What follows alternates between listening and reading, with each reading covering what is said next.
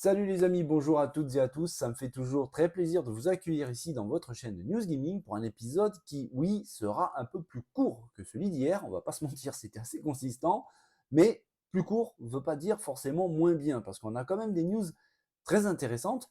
On va aborder déjà ce sombre sujet, cette sombre histoire qu'il y a en ce moment entre Xbox Bethesda et certains journalistes qui auraient été apparemment blacklistés par Bethesda, certains sites qui auraient été blacklistés par Bethesda, tout simplement, ils n'auraient pas reçu leur copie, leur clé de Starfield pour préparer en avance le test. On va faire le point ensemble là-dessus, les amis. On va aussi aborder le sujet de PlayStation qui apparemment aurait enregistré, déposé la marque d'un nouveau jeu ainsi que de son cycle, de son logo. Un jeu qui est franchement très populaire chez PlayStation. On va voir ce qu'il en est parce que ça peut amener une petite réflexion assez intéressante. On va aussi parler de Xbox qui essaye, qui cherche à s'implanter encore plus au Japon avec là une chose assez positive pour la marque américaine. Et on va discuter de Nintendo, Nintendo qui a une actu qui commence véritablement à prendre de plus en plus d'ampleur. On voit ça ensemble les amis, c'est parti pour l'épisode 131 des News Gaming. Allez, go!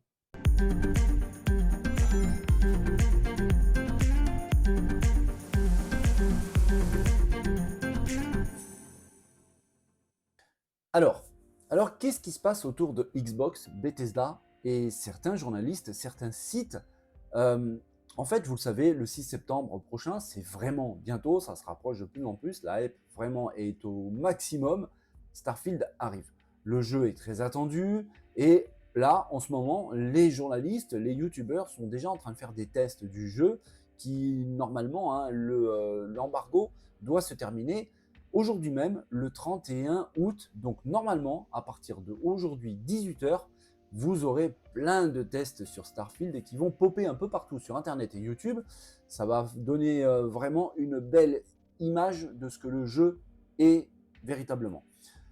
Mais pour faire des tests, surtout d'un jeu aussi ambitieux, il faut recevoir la clé du jeu bien en amont, parce que c'est long, ça se fait pas comme ça, surtout pour un titre, comme je disais, aussi ambitieux et colossal, il faut du temps. En plus de ça, c'est pas le seul jeu à tester, hein. Donc certains journalistes n'ont pas reçu leur clé, n'ont pas reçu leur copie du jeu Starfield, et l'ont fait remonter à Bethesda avec des messages, et en ont parlé même hein, sur certains sites, notamment ici le site anglais Eurogamer, donc qui a posté un blog sur Starfield pour expliquer que ils n'avaient pas reçu à temps leur copie de Starfield, ils n'avaient pas reçu leur copie, qu'ils ne pouvaient pas lancer véritablement le test du jeu et que c'était véritablement un problème, ils ne comprenaient pas trop pourquoi. Et avec une petite mise à jour ici, je vous la surligne, ils ont expliqué qu'une heure après la publication de ce blog, de cette prise de parole, eh bien, Eurogamer a reçu une copie de Starfield par Bethesda. Sauf que, comme je vous l'ai dit, un jeu aussi ambitieux, il faut du temps pour le tester, sauf qu'ils l'ont reçu trop tard. Donc évidemment, Eurogamer ne pourra pas publier son test à temps, avant un petit moment. Malheureusement, Eurogamer aura un test de Starfield, oui, mais en retard par rapport aux autres sites de par le monde. Alors, de ce que je sais, beaucoup de sites américains, vraiment beaucoup de journalistes américains ont reçu des clés de Starfield. Ça peut se comprendre, avec une entreprise américaine qui est Xbox, c'était juste logique. Il y a aussi beaucoup de sites et de youtubeurs français et en globalité européens qui ont reçu leur copie du jeu Starfield, mais, et bizarrement, c'est que la plupart des sites qui ont été entre guillemets blacklistés par Bethesda et Xbox sont des sites ou des journalistes anglais. Alors, c'est assez curieux, mais en même temps, quand on va un petit peu en arrière, et c'est pas la peine d'aller très très loin, hein, on remarque tout de suite un petit peu une coïncidence. Vous vous souvenez de cette affaire du rachat d'Activision Blizzard King? Vous vous souvenez du veto apposé par la CMA, l'autorité de régulation de la concurrence anglaise? Eh bien voilà, ça pourrait s'apparenter à une petite vengeance, on pourrait dire que c'est puéril peut-être. Toujours est-il que c'est comme ça. Dans le monde des affaires, dans le monde du business, c'est absolument, entre guillemets, normal. C'est terrible à dire, mais c'est normal. Ça se passe comme ça dans le monde de l'automobile, ça se passe comme ça dans le monde de la finance, ça se passe comme ça dans le monde de la défense. absolument partout. Sony fait exactement la même chose. Allez voir un petit peu certains youtubeurs et demandez-leur de critiquer Apple et vous allez voir leur réponse. Jamais ils ne le feront parce que sinon, bah, les invitations au keynote, par exemple, bah, ils pourront leur dire adieu. Et d'ailleurs, je sais que certains youtubeurs qui ont eu le courage un petit peu de critiquer certains produits Apple, la politique de la marque, bah, ils se sont fait blacklister par Apple. C'est triste, on peut aimer ou détester ce genre de pratique, mais c'est absolument normal. C'est quelque chose qui est dans la vie de tous les jours au niveau bah, des affaires, du business. Vous le savez, le jeu vidéo est un business qui engage énormément d'argent, beaucoup d'argent. On le sait, par exemple, Starfield a coûté beaucoup de sous à Xbox, 200 millions de dollars pour le développement, au minimum autant pour le marketing, et moi je pense peut-être même beaucoup plus. Je suis sûr et certain qu'à date, le budget pour l'instant de Bethesda approche les 700 millions de dollars, voire même les dépasse, c'est clair et net. Avec autant d'argent d'investi, forcément, ben, on veut le rentabiliser le mieux possible. Et quand il y a des gens qui critiquent énormément le jeu, sans même l'avoir véritablement pratiqué, bah, c'est un petit peu frustrant. Bethesda, c'est pas vraiment une vengeance, mais ils décident de blacklister certains développeurs, certains journalistes, pardon, certains sites. C'est comme ça. On sait par exemple dans cette grande liste de sites ou de journalistes qui ont été blacklistés, il y a par exemple Kotaku. Bah, il faut savoir que Kotaku, à l'époque, avait leaké énormément Fallout 4 avant le reveal officiel de Bethesda. Bethesda l'a eu mauvaise. Ils se sont très certainement dit attendez les gars, vous inquiétez pas, on n'oubliera pas, un jour viendra où ça changera. Eh bien, ce jour est arrivé, c'est le jour de Starfield. Plein de sites ont fait ce genre de choses. Eurogamer, par exemple, a déclaré pas mal de choses. Il y a eu aussi le site de Metro, qui est également un site anglais, qui à l'époque de la sortie de Hi-Fi Rush avait pas mal descendu le jeu au niveau de notes et au niveau de la critique. Chose assez incompréhensible parce que pour l'avoir pratiqué, Hi-Fi Rush est franchement très très fun. C'est une vraie bouffée d'air frais, ça fait du bien. Le jeu avait été un peu trop descendu par Metro et tout simplement parce qu'en fait, il trouvait assez ridicule la quantité, le peu de quantité de jeux à sortir sur Xbox. Et ils ont voulu un petit peu taper du poing sur la table en descendant la note de Hi-Fi Rush qui n'avait absolument rien à voir avec le fait qu'il y ait beaucoup de jeux à l'époque sur Xbox ou pas. Mais c'est comme ça. On est allé un petit peu dans la caricature de la nature humaine, malheureusement. Il y a des coups bas, il y a des choses positives qui sont dites très régulièrement tout de même. On ne va pas non plus un petit peu trop critiquer tout ça. Mais c'est vrai que c'est un business qui engage tellement d'argent, tellement de choses ultra importantes, que oui, c'est quelque chose qui se fait. Je vous l'ai dit, ça se fait dans le monde des affaires de l'automobile, de la finance, de la défense, de partout, les gouvernements, les uns les autres, les grandes compagnies. C'est quelque chose qui se pratique depuis toujours. Je vous ai parlé d'Apple, Sony fait exactement la même chose, Nintendo aussi. Bref, on a une vision un peu romancée un petit peu du jeu vidéo avec des petits bonhommes mignon, c'est juste un plaisir vidéoludique, mais on oublie beaucoup que autour de ça et derrière ça, il y a des millions et des milliards de dollars, il y a des gens qui mettent énormément d'énergie, de temps dans le développement des jeux, des gens qui ont des familles. Et donc oui, avoir un jeu qui se fait descendre au niveau des critiques, au niveau des notes, peut véritablement impacter leur propre vie. Il y a des développeurs qui se sont retrouvés au chômage à cause de ça, que le jeu soit bon ou pas. Donc ça peut être débile, ça peut être dommage, triste, ça peut être critiquable, ça peut être puéril, parce que quand on prend du recul et qu'on regarde ça de loin, on se dit, oh là, blacklister des journalistes juste pour ça. Mais quand on gratte un petit peu, on se dit que finalement, c'est quelque chose qui peut être, entre guillemets, compréhensible. Je ne cautionne pas ça, parce que je pars du principe que tout le monde a droit à la parole, surtout dans le journalisme. Pour ma part, j'aurais préféré franchement que Bethesda et Xbox diffusent des clés à absolument tout le monde, que tel ou tel journaliste ait critiqué la marque quelques années avant. Il a le droit de donner son opinion. C'est mon avis, c'est mon point de vue. Il a le droit de donner son opinion. Si tel ou tel jeu ne lui plaît pas, il a le droit de le dire. C'est aussi simple que ça. C'est son travail de journaliste. Il ne va pas dire que tel jeu est absolument incroyable, juste pour faire plaisir à la marque, au studio, aux développeurs, et puis malheureusement tromper, parce qu'il s'agit de ça, hein, et tromper les gamers. Il y a des gens qui vont lui faire confiance, qui vont acheter les jeux, ben, qui vont être déçus. Tout simplement parce que cette personne a dit du bien du jeu alors que bah, probablement il ne le méritait pas. Donc moi, pour ma part, je serais plus d'avis bah, de laisser libre cours à la liberté de tous ces sites, de tous ces journalistes. De toute façon, les joueurs ne sont pas dupes, ce ne sont pas des débiles.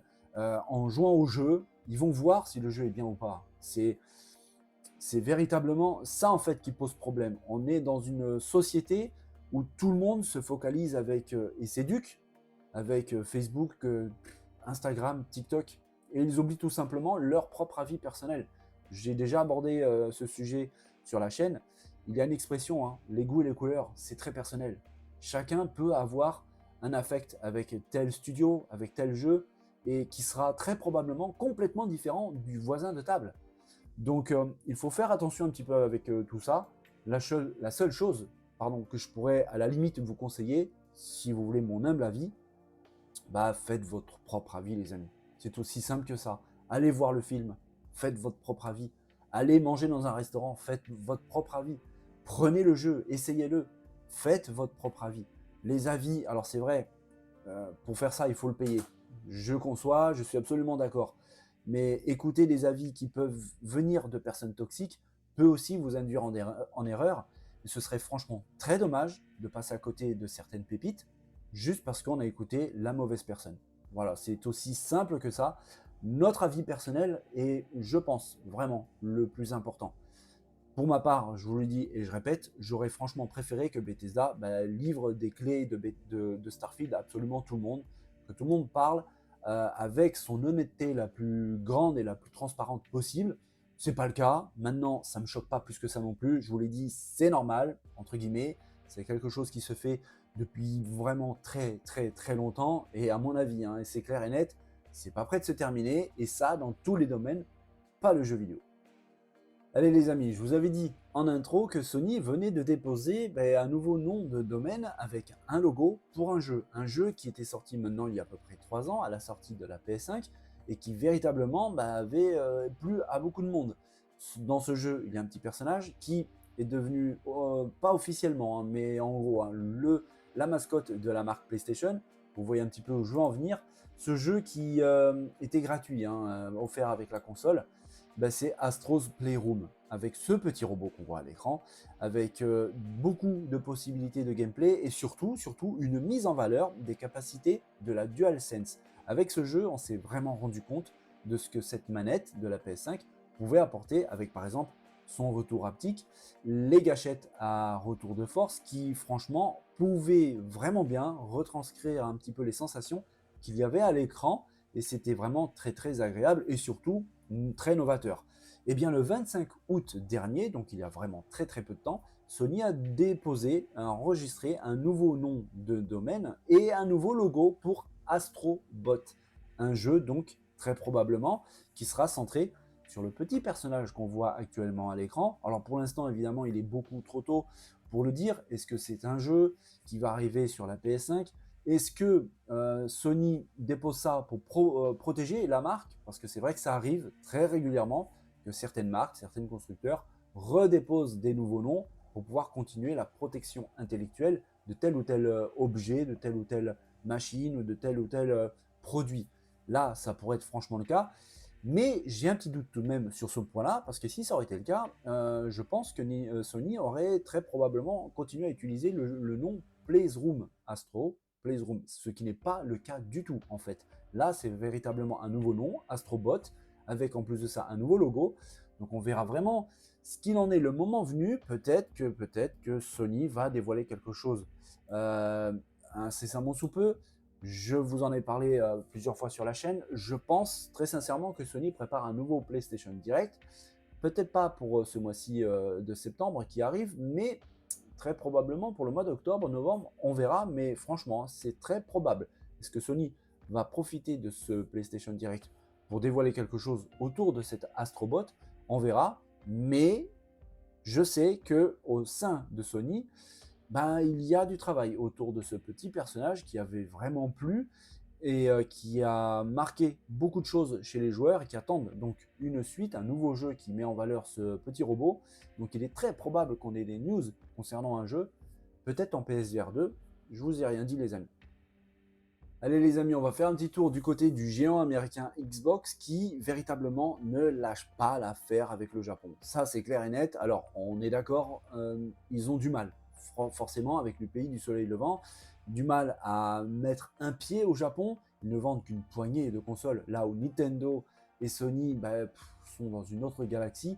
Xbox galère génération après génération, même si la génération des séries X et S marche tout de même un petit peu mieux que par exemple la Xbox One, surtout la Xbox Series S qui trouve un petit peu son public japonais.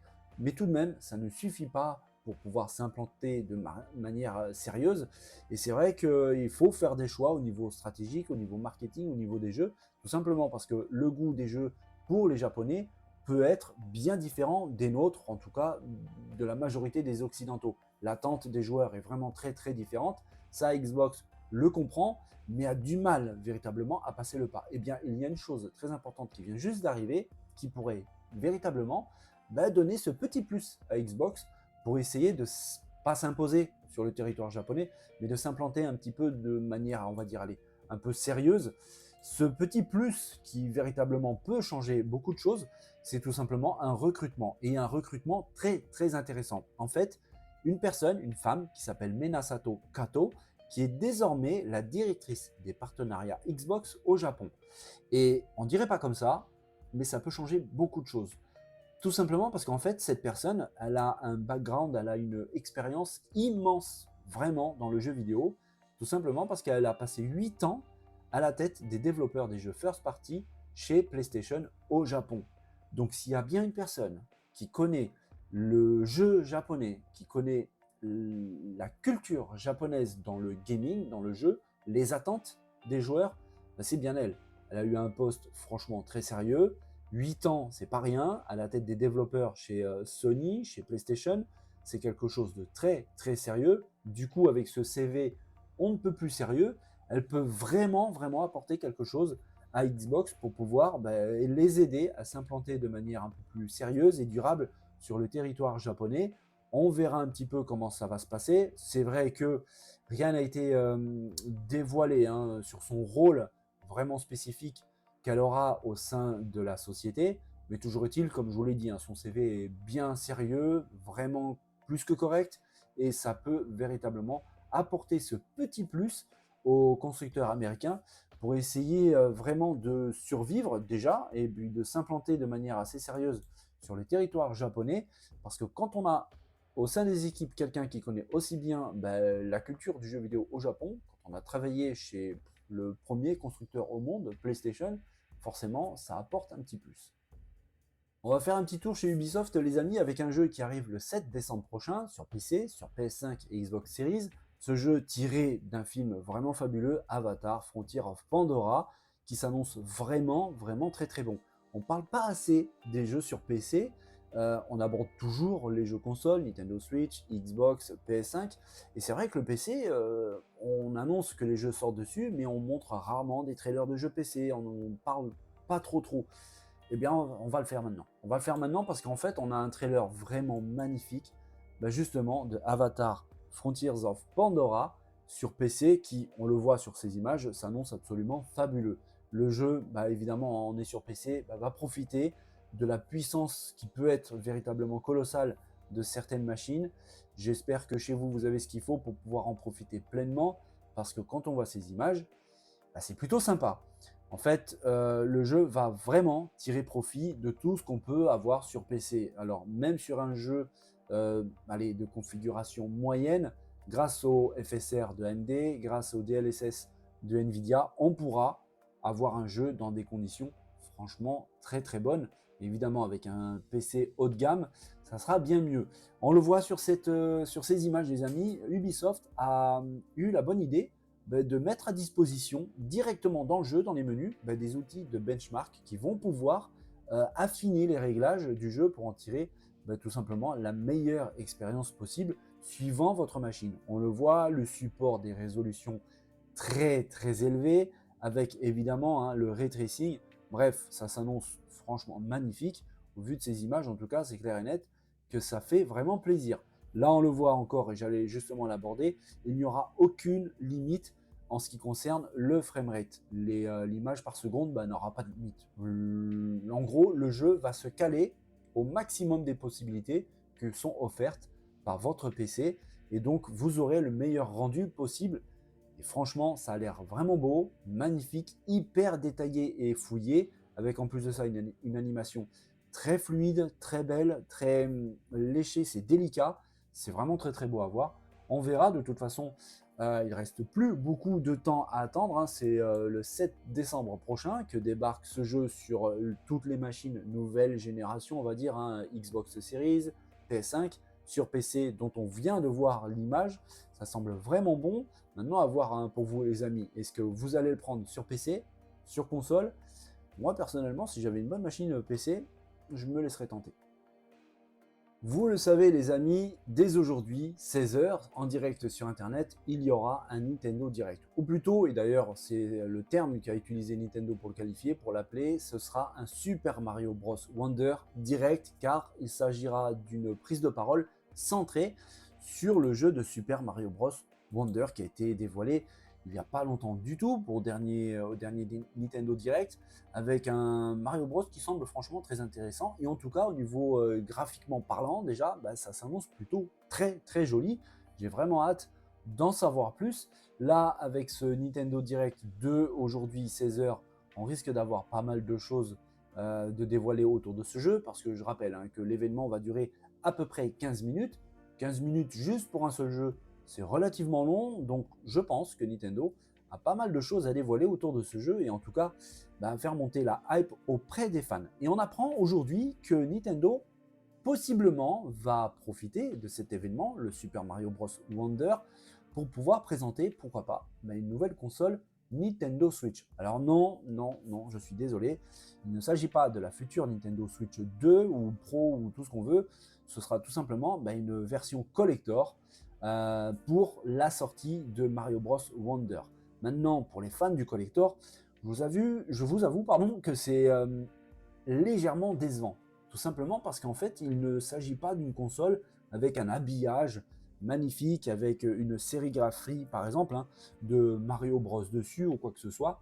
Je ne sais pas trop d'ailleurs, hein, pourquoi ils l'appellent version collector pour cette Nintendo Switch. Pour l'instant, attention, il ne s'agit qu'une rumeur, mais apparemment, il n'y aurait que les Joy-Con et la station, le dock, qui aurait une couleur rouge. La console en elle-même serait normale. En gros, ce serait une version classique, exactement par exemple comme la Nintendo Switch OLED actuelle. Rien de plus. Là, ce serait les Joy-Con qui auraient une couleur spécifique, rouge, et le dock, la station également. On verra un petit peu pour le reste, pour les détails, si véritablement Nintendo se décide à présenter cette console pendant ce Nintendo Direct, ou plutôt Super Mario Bros Wonder Direct. Les prix, on a déjà des petites rumeurs, allez, franchement très très crédibles. On fait état d'une console vendue à 349,99 € et que certains marchands pourraient proposer une petite ristourne. Donc on verra un petit peu ce qu'il en est autour de cette possible console collector autour de Super Mario Bros Wonder. Je vous rappelle, hein, que le Nintendo Direct centré sur Mario Wonder, c'est aujourd'hui, jeudi à 16h heure française sur internet, donc forcément sur YouTube, et que très peu de temps après, 18h, c'est la fin de l'embargo sur Starfield. Donc la fin de cette journée, ça va être chaud patate, mais on reste encore un petit peu chez Nintendo. On reste chez Nintendo parce qu'il y a des choses qui commencent véritablement à arriver sur la prochaine console du géant japonais. On ne sait pas encore comment elle va s'appeler. Franchement, on ne sait pas à quoi elle ressemble non plus. Toujours est-il qu'il y a quelques jours, il y avait la grande fête du jeu vidéo en Allemagne, à Cologne, la Gamescom. Eh bien, on vient d'apprendre que pendant la Gamescom, je vous avais dit d'ailleurs que Nintendo était présent sur place, et bien pendant cette Gamescom, il y a des représentants, des responsables de chez Nintendo qui ont dévoilé, qui ont présenté la Nintendo Switch 2, on va l'appeler comme ça pour l'instant, à certains développeurs, à certains journalistes, à certains éditeurs, Tout ça, bien évidemment, pour faire monter la hype, pour voir aussi un petit peu leur intérêt, leur réaction, leur approche et leur accroche sur la machine. Ça, c'est une belle et grosse rumeur qui est franchement très crédible parce que en fait, c'est quelque chose qui se fait depuis très très longtemps. C'est très régulièrement le cas qu'un grand constructeur, on va par exemple parler de Sony, mais Nintendo fait ça très souvent, utilise un événement majeur, à l'époque c'était l'E3, pour pouvoir approcher de manière discrète à huis clos certaines personnes influentes, des éditeurs importants, des développeurs importants, pour pouvoir leur montrer leurs futurs produits, avec forcément, très certainement, des clauses de non-divulgation, ça paraît logique. Toujours est-il que le journaliste Jez Corden, j'avais déjà abordé ce personnage régulièrement sur la chaîne, qui très généralement ne se trompe pas du tout, a déclaré que normalement, après ça, les leaks concernant ce qui a été montré pendant la Gamescom ne devrait pas trop tarder à arriver. Donc on verra véritablement si ça va se vérifier ou pas, mais c'est sûr et certain que ça va arriver. On va commencer à avoir des rumeurs un peu plus précises sur les fonctionnalités de la machine, par exemple, sur certains détails de son design. Très probablement, on va commencer à voir popper des noms par-ci par-là qui pourraient éventuellement être le nom de cette future Nintendo. Donc on verra, mais ça bouge très intensément, j'ai envie de dire, autour du constructeur japonais. Il n'y a pas beaucoup de choses pour l'instant qu'on sait sur cette console, sauf que, apparemment, et ça c'est presque sûr et certain, la capacité de stockage pourrait faire un bond en avant assez important. Elle pourrait passer de 32 Go de stockage à 512.